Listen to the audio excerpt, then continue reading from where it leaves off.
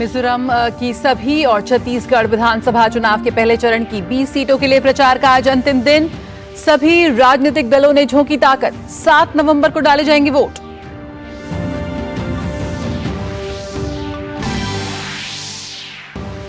पांचों चुनावी राज्यों में प्रचार चरम पर। प्रधानमंत्री नरेंद्र मोदी आज मध्य प्रदेश के सिवनी और खंडवा में करेंगे जनसभाएं। कांग्रेस समेत तमाम पार्टियों के स्टार प्रचारक भी जमकर कर रहे हैं प्रचार।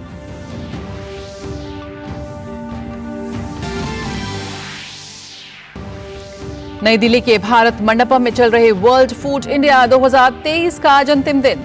राष्ट्रपति द्रौपदी मुर्मू समापन कार्यक्रम को करेंगी संबोधित।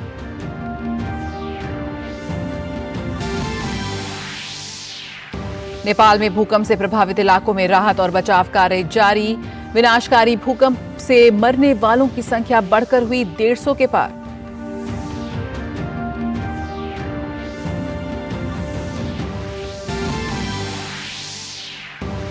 गाजा से बंधकों के रिहाई सुनिश्चित कराने की मांग को लेकर इजरायल के कई शहरों में हुए विरोध प्रदर्शन।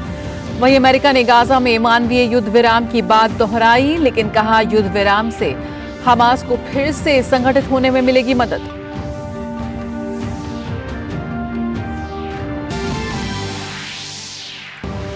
और क्रिकेट विश्व कप में आज भारत का सामना दक्षिण अफ्रीका से। कल खेले गए मैच में ऑस्ट्रेलिया ने इंग्लैंड को 33 रन से दी शिकस्त। वहीं पाकिस्तान की न्यूजीलैंड पर जीत के बाद दक्षिण अफ्रीका पहुंची सेमीफाइनल में।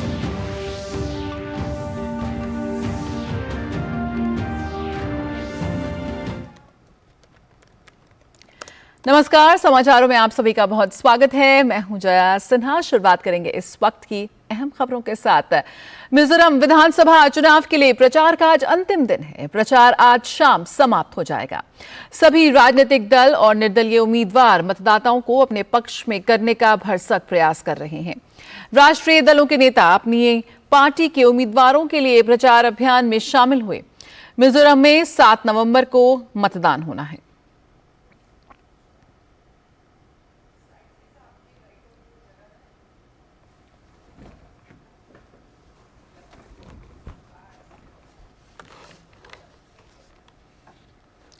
और छत्तीसगढ़ में पहले चरण के लिए 20 विधानसभा क्षेत्रों में चुनाव प्रचार का आज अंतिम दिन है।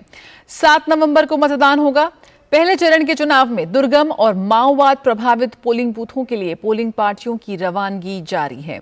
सुकमा जिले में 42 पोलिंग पार्टियों को और बीजापुर में 34 पोलिंग पार्टियों को हेलीकॉप्टरों के जरिए मतदान केंद्रों तक पहुंचाया जा रहा है।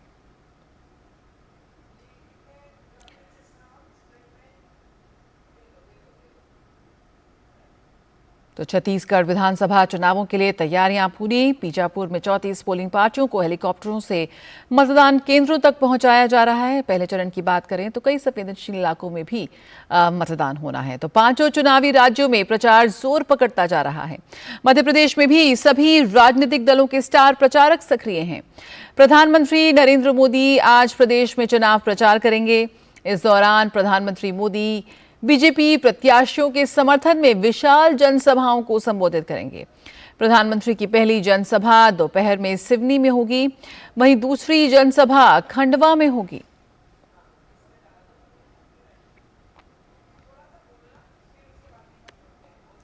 तो विधानसभा चुनावों को लेकर चुनावी पारा इस वक्त बढ़ता हुआ।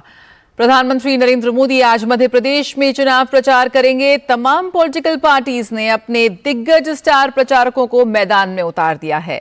और दीपक जैन इस वक्त हमारे साथ जुड़ रहे हैं सीधे सिवनी मध्य प्रदेश से। दीपक, सबसे पहले आपसे जानना चाहेंगे, जिस तरह से रैलियों का रेला हम देख रहे हैं, बड़ी संख्या में यहाँ पर लोग निकल कर आ रहे हैं और हम देख रहे हैं कि खासी हाई वोल्टेज प्रचार इस वक्त चल रहा है, क्योंकि काउंटडाउन शुरू हो चुका है वोटिंग के पहले चरण के लिए। आज प्रधानमंत्री नरेंद्र मोदी की भी रैली है। क्या कुछ तैयारियां हैं, किस तरह का उत्साह है, क्या कुछ उम्मीद और अपेक्षाओं के साथ भारी संख्या में हम देखेंगे लोग पहुंचना शुरू हो गए हैं इस रैली के लिए? जया, जिस तरीके से मध्य प्रदेश की बात की जाए तो मध्य प्रदेश विधानसभा में महाकौशल का जो क्षेत्र होता है ये काफी अहम कहलाता है, क्योंकि यहाँ पर 38 सीटें हैं और इन 38 सीटों से ही ये डिसाइड होता है कि कौन सत्ता की चाबी जो है किसके हाथ में पहुंचने वाली है। पिछले 2018 के चुनाव की अगर बात की जाए तो भारतीय जनता पार्टी को बहुत निराशा है इस क्षेत्र से मिली थी, लेकिन अब चूंकि प्रधानमंत्री यहाँ पर पहुंचने वाले हैं और आज सिवनी में प्रधानमंत्री नरेंद्र मोदी की ये जो सभा है ये आज यहाँ पर काफी अहम फैक्टर निभाने वाली है, क्योंकि मध्य प्रदेश में बात की जाए तो आदिवासी क्षेत्र जो है इस क्षेत्र में महाकौशल के क्षेत्र में काफी ज्यादा आता है। इसके अलावा कई अहम सीटें जो हैं वो इस क्षेत्र में आती हैं जो डिसाइड करती हैं कि कौन सत्ता की चाबी अपने हाथ में लेगा।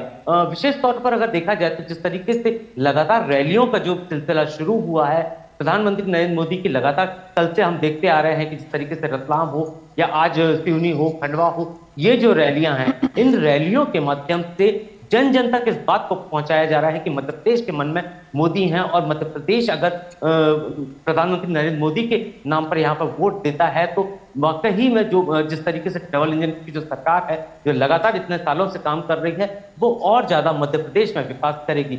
इन सभी फैक्टर्स को अगर देखा जाए तो काफी अहम आज की ये जो रैली है वो यहाँ पर हो जाती है। दूसरी चीज अगर जाए, सबसे बड़ी चीज देखी जाए, जिस तरीके से यहाँ पर मध्य प्रदेश में पिछले 2018 के चुनाव में जो प्रधानमंत्री नरेंद्र मोदी की जो रैलियां होती उनके बाद काफी बड़ा एक फैक्टर बना था और काफी ज्यादा यहाँ पर जन समर्थन जुटा था, और यही जन समर्थन जो है उसी को जुटाने के लिए आज प्रधानमंत्री मध्य प्रदेश के 2 शहरों में यहाँ पर पहुंचेंगे। और ये जो शहर हैं इन 38 सीटों को, महाकौशल की जो 38 सीटें हैं इनको काफी ज्यादा प्रभावित करते हैं। पिछली बार अगर बात की जाए भारतीय जनता पार्टी की तो 13 सीटें ही भारतीय जनता पार्टी इन सीट से जीत पाई थी, तो ऐसे में अब इन सीटों को ज्यादा से ज्यादा जीतना ये काफी अहम हो जाता है और इसीलिए आज का ये जो रैली है वो काफी अहम है। बिल्कुल दीपक, तो आज की रैली काफी अहम है। यहाँ पर बड़ी संख्या में जो लोग पहुंचेंगे उनके लिए भी बेहद अहम है प्रधानमंत्री का उनके बीच आना। और बहुत बहुत शुक्रिया फिलहाल इस जानकारी के साथ जुड़ने के लिए। तो तमाम पॉलिटिकल पार्टीज के लिए एक बड़ी चुनौती है यहाँ पर वोटर्स को लुभाना, लेकिन इस पूरी प्रक्रिया के लिए चुनाव आयोग ने भी अपनी कमर कस ली है। लगातार हम आपको अपडेट देते रहेंगे। फिलहाल यहाँ रुकेंगे एक छोटे से ब्रेक के लिए, जल्द हाजिर होते हैं। अलग है हम, ये रफ्तार नई है, ये रफ्तार सही है, ये जज्बा नया है, खुद ब खुद नया है। आयशर प्राइमर G3, जज्बा नया, जीत नई। हो बिजनेस बढ़ाना, गुड़िया को पढ़ाना या मिसेस के साथ वेकेशन, लो मुथूट फाइनेंस गोल्ड लोन। भरोसा इंडिया का, भरोसा इंडिया का। मुथूट फाइनेंस, भारत का नंबर 1 सबसे भरोसेमंद financial services brand. Gold loan के लिए अभी कॉल करें 1-800-313-1212। और अब बात छत्तीसगढ़ विधानसभा चुनाव की, जिसके पहले चरण के चुनाव प्रचार का आज अंतिम दिन है। पहले चरण की चुनाव प्रसार थमने से पहले आज भाजपा अध्यक्ष जेपी नड्डा छत्तीसगढ़ में 2 जनसभाएं करेंगे। ये जनसभाएं गौरेला, पेड्रा, मरवाही जिले के कोटा विधानसभा और बिलासपुर जिले के मस्तूरी विधानसभा में होंगी। छत्तीसगढ़ विधानसभा चुनाव का पहले चरण में बस्तर संभाग की 12 विधानसभा सीट और राजनांदगांव क्षेत्र की 8 विधानसभा सीटों पर 7 नवंबर को मतदान होना है। नई दिल्ली के भारत मंडपम में चल रही वर्ल्ड फूड इंडिया 2023 का आज अंतिम दिन है। वर्ल्ड फूड इंडिया कार्यक्रम के समापन सत्र को आज राष्ट्रपति द्रौपदी मुर्मू संबोधित करेंगी। कार्यक्रम में केंद्रीय खाद्य प्रसंस्करण उद्योग मंत्री पशुपति कुमार पारस और केंद्रीय खाद्य प्रसंस्करण उद्योग राज्य मंत्री प्रहलाद सिंह पटेल भी उपस्थित रहेंगे। इस 3 दिवसीय mega food event world food India 2023 के दूसरे संस्करण का आज आखिरी दिन है। इस कार्यक्रम में देश सहित दुनिया भर के खाद्य उत्पादों को प्रदर्शित किया गया है।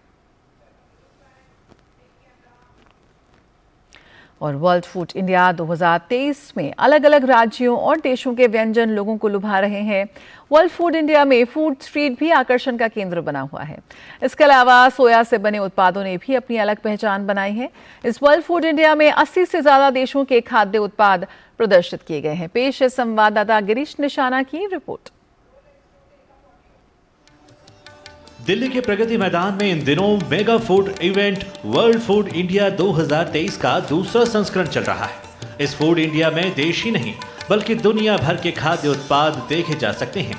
इस कार्यक्रम का उद्देश्य भारत को दुनिया के खाद्य केंद्र के रूप में प्रदर्शित करना है। यहाँ एक से बढ़कर एक भारतीय खाद्य उत्पाद भी देखे जा सकते हैं।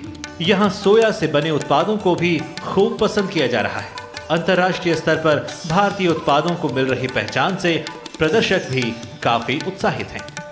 वर्ल्ड फूड इंडिया का बहुत ही अच्छा मंच है। मोदी जी ने आके इसको इनॉग्रेट किया और पब्लिक की भम्मार आ गई है। यहाँ पे जितने भी बिजनेस के जो फूड से जुड़े हुए लोग हैं, चाहे वो डिस्ट्रीब्यूटर हों, चाहे इंटरनेशनल लेवल पे पब्लिक आई है यहाँ पे। जर्मन हो गया, फ्रांस हो गया, ऑल ओवर जितनी भी कंट्री है, काफ़ी कंट्री से लोग आए हैं।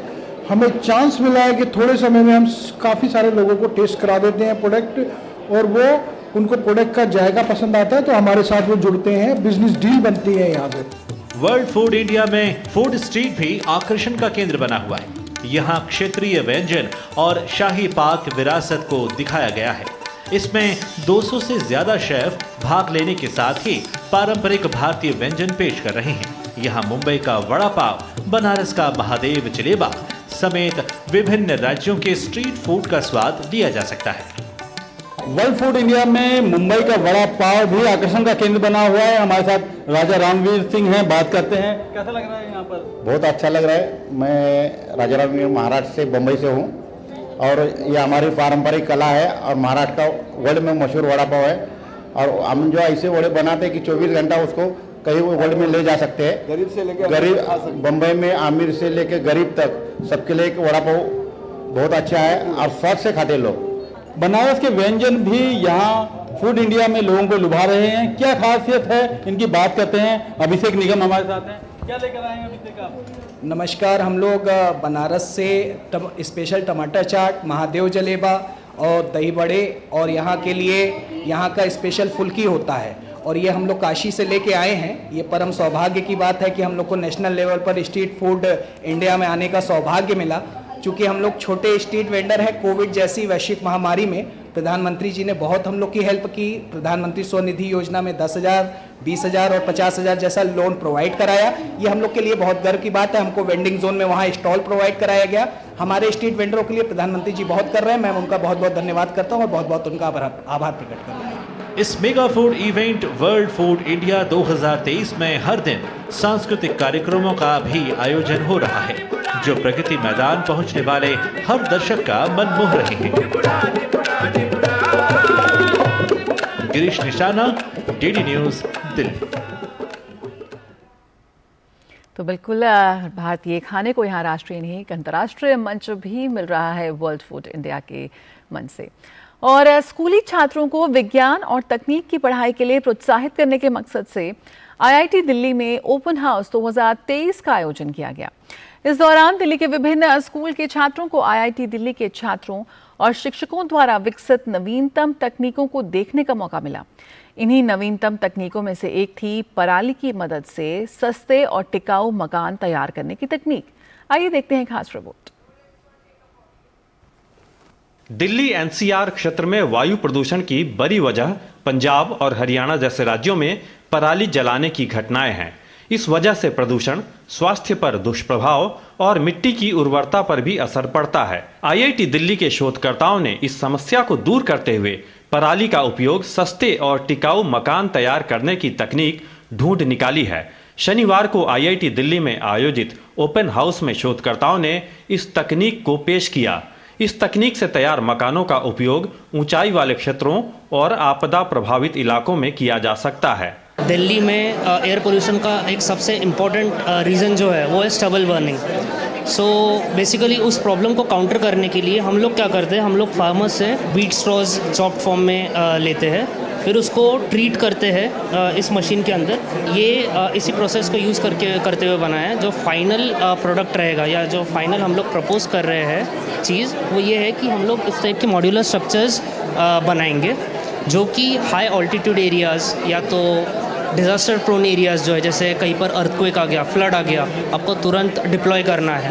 सो हम लोग इस टाइप के पैनल्स बनवाएंगे, ट्रांसपोर्ट करेंगे लोकेशन के ऊपर। आईआईटी दिल्ली में आयोजित ओपन हाउस के दौरान संस्थान के छात्रों ने सस्ते सीमेंट बनाने की ऐसी तकनीक भी पेश की जो कार्बन उत्सर्जन को 30 से 40% तक कम करता है। इसकी यूनिक बात ये है कि ये कार्बन एमिशंस तो कम करती है 30 से 40%, ये प्रॉब्ली थोड़ी सस्ती भी होगी नॉर्मल ओपीसी से, और साथ ही साथ इसकी स्ट्रेंथ नॉर्मल ओपीसी जितनी ही होती है, जो कन्वेंशनली हम सीमेंट यूज़ करते हैं उतनी अच्छी स्ट्रेंथ होती है। IIT दिल्ली में शनिवार को आयोजित ओपन हाउस 2023 के दौरान संस्थान के छात्रों और शिक्षकों ने प्रदूषण से निपटने की इन तकनीकों के अलावा इलेक्ट्रिक वाहन और रोबोटिक्स जैसे क्षेत्रों से जुड़े करीब 90 प्रोजेक्ट्स को प्रदर्शित किया। ओपन हाउस का आयोजन स्कूली छात्रों को विज्ञान और तकनीक के क्षेत्र में पढ़ाई के लिए प्रोत्साहित करने के मकसद से किया गया।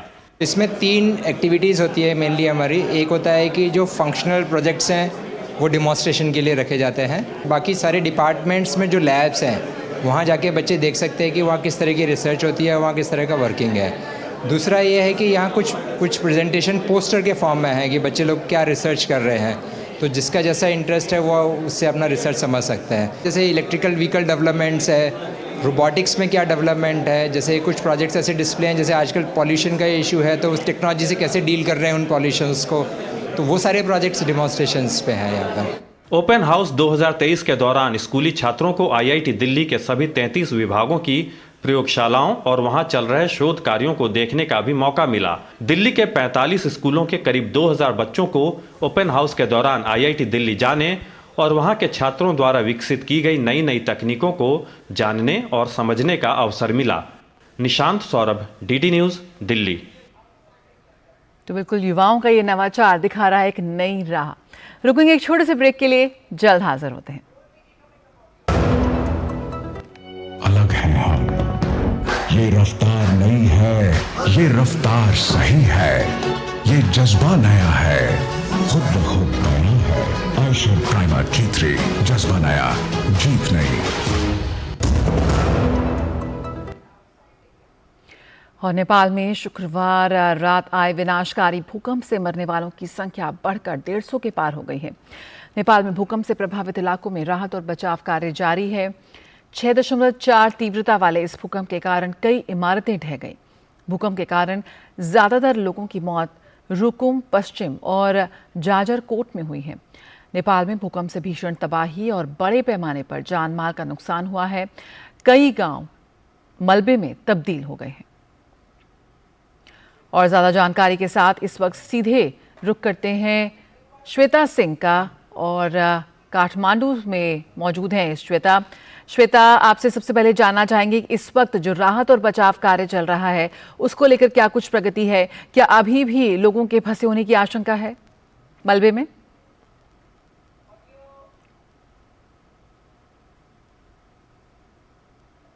श्वेता, आपको मेरी आवाज मिल रही है?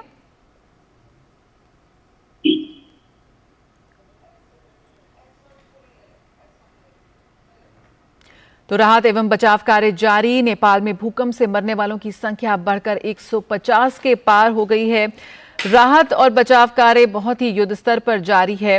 आशंका ये भी जताई जा रही है कि मलबे में अभी भी लोग फंसे हो सकते हैं, और इस बीच ये भी खबर आ रही है कि आफ्टर शॉक्स भी आ रहे हैं। ऐसे में लोगों के बीच थोड़ा डर का माहौल है। नेशनल सेंटर फॉर सिस्मोलॉजी के मुताबिक आफ्टर शॉक्स की भी जो संभावना है वो लगातार बनी हुई है। कई गांव में बहुत ज़्यादा क्षति पहुंची है। ऐसे में तमाम एजेंसियों की कोशिश इस वक्त यही है कि अगर मलबे में अगर कोई अभी भी कोई ज़िंदगी बची हुई है तो उसे सुरक्षित किया जाए। रुकेंगे एक छोटे से ब्रेक के लिए, खबरों का सिलसिला जारी रहेगा। अलग हैं हम, ये रफ्तार नई है, ये रफ्तार सही है, ये जज्बा नया है, खुद ब खुद नया है। आयशर प्राइमर G3, जज्बा नया, जीत नई। तो नेपाल में इस वक्त जो राहत और बचाव कार्य जारी है भीषण भूकंप के बाद जो स्थिति हुई है। हमारे साथ काठमांडू से हमारी संवाददाता श्वेता इस वक्त जुड़ रही है। श्वेता, इस वक्त क्या कुछ अपडेट है? क्या अभी भी मलबे के नीचे जिंदगी को ढूंढने का प्रयास जारी है? क्या कुछ आशंका जताई जा रही है? किस तरह से हताहतों को इस वक्त मदद दी जा रही है?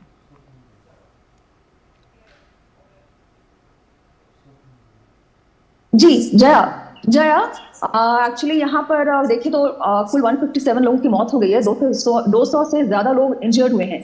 आज सुबह कैबिनेट मीटिंग होने वाली है जिसमें तय किया जाएगा कि रिलीफ ऑपरेशन, रेस्क्यू ऑपरेशन तो कल से चल रहा है, जिस कारण से देखिए अगर सुबह में मैं बताऊं तो 38 लोग मरे थे, ये खबर थी, फिर 40 हुआ, फिर 50, उसके बाद आज देखिए तो 157 लोग टोटल शव प्राप्त हुआ है।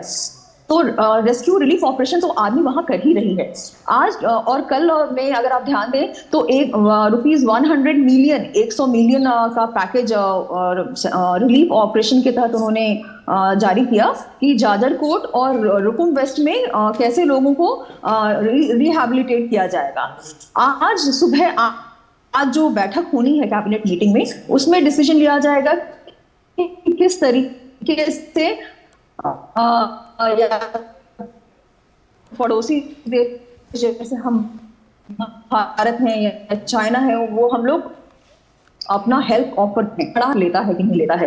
रेस्क्यू ऑपरेशन कल से चल रहे हैं, पूरे कहिए कि टेंट और चादर ये सब प्रोवाइड किया गया है, खाना प्रोवाइड किया गया है, मगर 100 से ज्यादा जो मकान हैं वो जमीन पे गिर गए हैं, कंप्लीटली धाराशायी कहे कि जमीन को छू रहे हैं, और 100 से ज्यादा ऐसे मकान हैं जो कभी भी गिर सकते हैं, हाई रिस्क में है, तो उसमें रहना अभी सेफ नहीं है। आज ही सुबह अगर आप देखें तो सिस्मोलॉजी सेंटर जो लंचौर में है, वहां से टीम पहुंची हुई थी आपके जाजरकोट देखने के लिए कि यार ये अर्थक्वेक क्या आफ्टर शॉक था। भजांग में जो पिछले 27 अक्टूबर को जो भूकंप आया था 6.3 रिक्टर का, उसका आफ्टर शॉक या क्या है?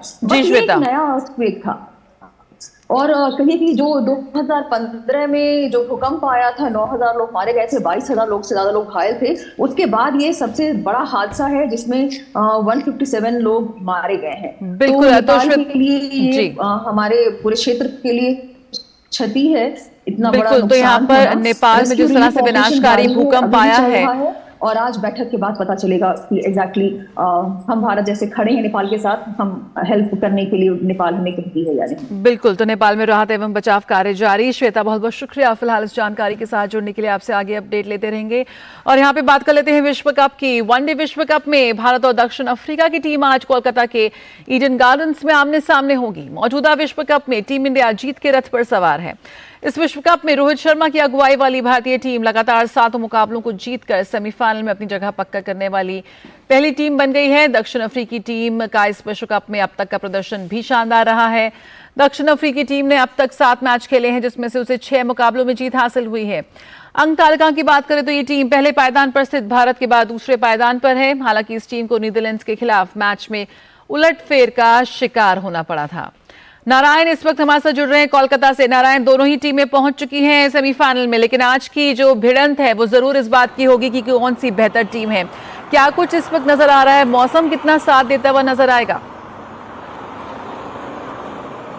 जी बिल्कुल, अगर बात करें तो ये बड़ा मुकाबला है, और जैसा कि जो प्रीव्यू में बताया गया कि दोनों टीमें ऑलरेडी अपना स्थान टॉप पे हैं और सेमीफाइनल के लिए बुक कर चुकी है, तो बड़ा मुकाबला होने वाला है। लेकिन दोनों टीमें बहुत ही सबसे बेहतरीन क्रिकेट खेल रही, लेकिन देखने वाली बात ये होगी कि दोनों टीमें अपने आप को क्योंकि एक दूसरे के खिलाफ टेस्ट करना चाहेंगी, क्योंकि इसके बाद जब सेमीफाइनल होगा उस लिहाज से ये काफ़ी अहम मुकाबला है कि अपने आप को चेक करें। अगर इंडिया की बात करें तो उन्होंने जो पिछले मैच हैं उन्होंने एक 5 बॉलर स्ट्रैटेजी के साथ गए, 5 बॉलर के साथ उतरे हैं, और 6ठे बॉलर्स का उनके पास कोई ऑप्शन नहीं है क्योंकि हार्दिक पांड्या इंजर्ड हो चुके हैं।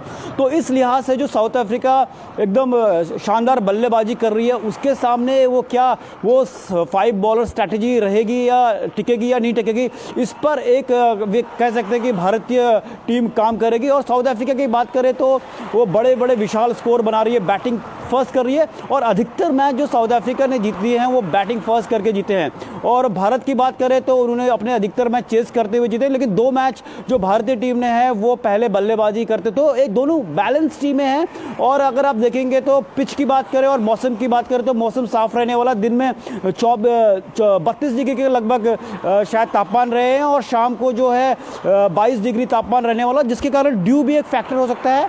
और पिच की बात करें तो ईडन गार्डन की पिच है, इसमें अगर पेस बॉलर्स कहें, अगर स्पिन बॉलर कहें, सबके लिए कुछ न कुछ रहता है। अगर अगर स्ट्राइक रेट की बात करें तो फास्ट बॉलर काफ़ी थोड़ा आगे दिखते हैं, और इकोनॉमी की बात करें तो जो स्पिन बॉलर्स को काफ़ी इसमें वो फ़ायदा मिलता है। बिल्कुल नारायण, बहुत बहुत शुक्रिया फिलहाल इस जानकारी के साथ जुड़ने के लिए। आपके पास फिर लौटेंगे, लेकिन आज का एक बड़ा मैच भारत बनाम दक्षिण अफ्रीका। आंकड़ों की बात करें तो 2019 में भारत ने जीत दर्ज की थी, इसलिए आज भी ऐसे उम्मीद की जा रही है कि भारत का पलड़ा भारी होने वाला है। फिलहाल इस बुलेटिन में इतना ही। आगे आप देख सकते हैं तापमान और इस वक्त के जो मौसम का हाल, लेकिन फिलहाल मुझे दीजिए इजाजत। नमस्कार।